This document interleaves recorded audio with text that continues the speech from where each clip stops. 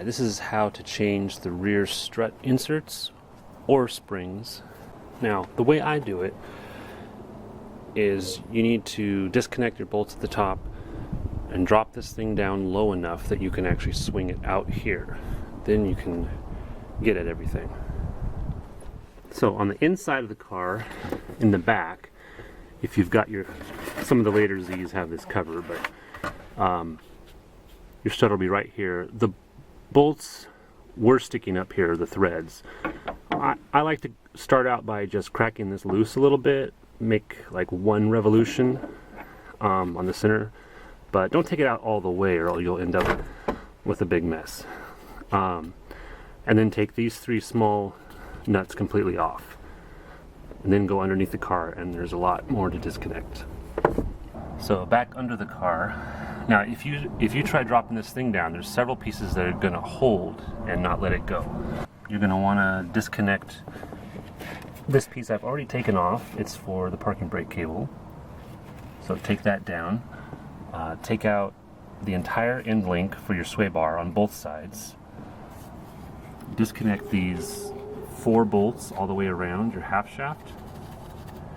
And one side of your brake hose will have to come off. I do the side that's closest to the brake drum. And then I'll take this hose and kind of bring it up and just zip tie it up here while I'm working. It'll have a little bit less fluid leak out, less work when you go to bleed the brakes later. So I use spring compressors because, well, this thing is under preload, so it has a lot of tension up. That's how you're going to get the top hat off. But there's not a lot of room on the rear of a 280Z, so you kind of get this one tucked in there as far as you can, and this one tucked in there, and that's as good as you can do. Compress them. You'll also have to compress it just to get it down barely below this, and that's with you putting your foot on here and all your weight just to get it out from under the lip of the car.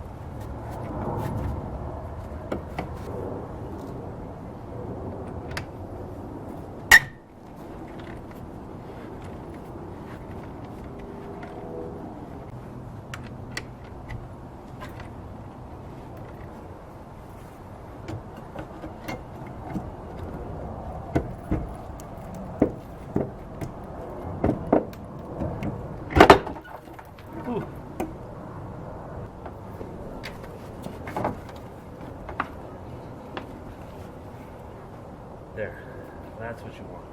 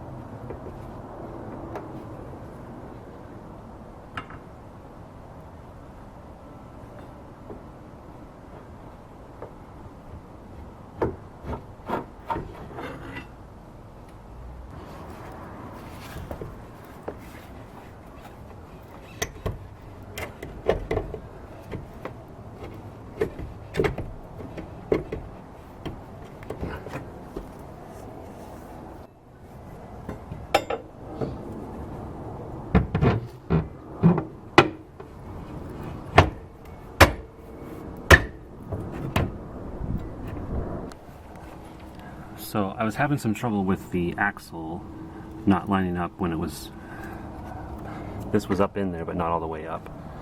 So I just left the axle loose, got the jack under there, lifted it up, aligned it with one hand while I looked over the back window to see where it was, and then used the jack to push it all the way up in there. And that pushed the axle in where I couldn't really push it in by hand, and so it was easy to get it lined up and get the bolts back in. So now just bolt that on, put my 3 bolts in the top, attach your brakes, and then don't forget your parking brake back there.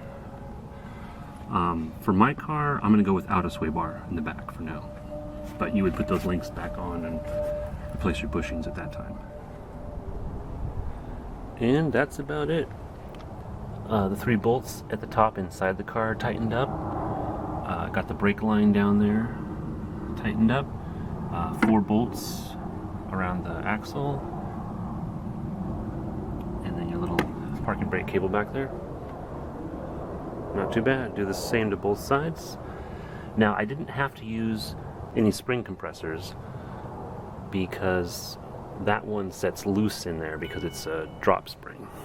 So, but if you were putting same size springs back, or the factory springs, you'd have to put the spring compressors on there, which they'll take a while.